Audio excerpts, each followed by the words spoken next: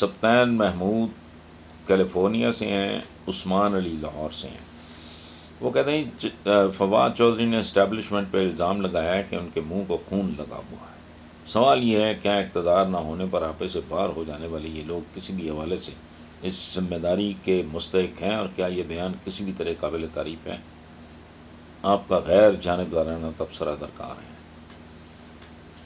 عثمان صاحب اور سبطین صاحب، میں آپ کو خراج تحسین پیش کرتا ہوں، آپ نے اپنے سوال میں ہی جواب دے دیا۔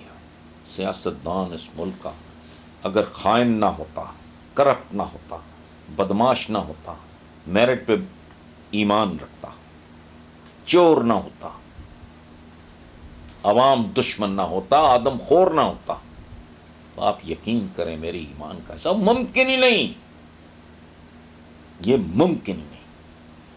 میں کبھی کبھی سوچتا ہوں، اور میں نے کچھ کتابوں میں پڑھا بھی ہے کہ ایوب خان کا جب انٹریکشن ہوا نا پولیٹیشین سے، تو اس کے اندر فیلڈ مارشل ایوب خان کے اندر ان کے لیے حقارت پیدا ہوئی۔ اس وقت کون لوگ تھے؟ اتنی اتنی بڑی توندیں، اتنے اتنے بڑے گاٹے، اتنی اتنی بڑی پونچھیں، اتنے اتنے بڑے پگڑ، 7 کتے، اور بڑی بڑی گاڑیاں۔ اس زمانے میں امریکن گاڑیاں ہوتی تھیں، شیورلے ہوتی تھی، کیڈلک ہوتی تھی، بیوک ہوتی تھی۔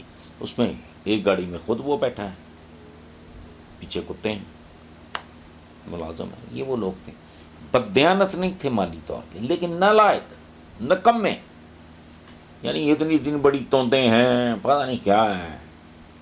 آج بھی ہیں ایسے لوگ، پہلے کمرے میں داخل توند ہوتی ہے، پھر توند آتی ہے، پھر توند آتی ہے، پھر پتہ لگتا ہے کہ جی تشریف لائے ہیں قائد محترم۔ آپ ٹھیک کہہ رہے ہیں۔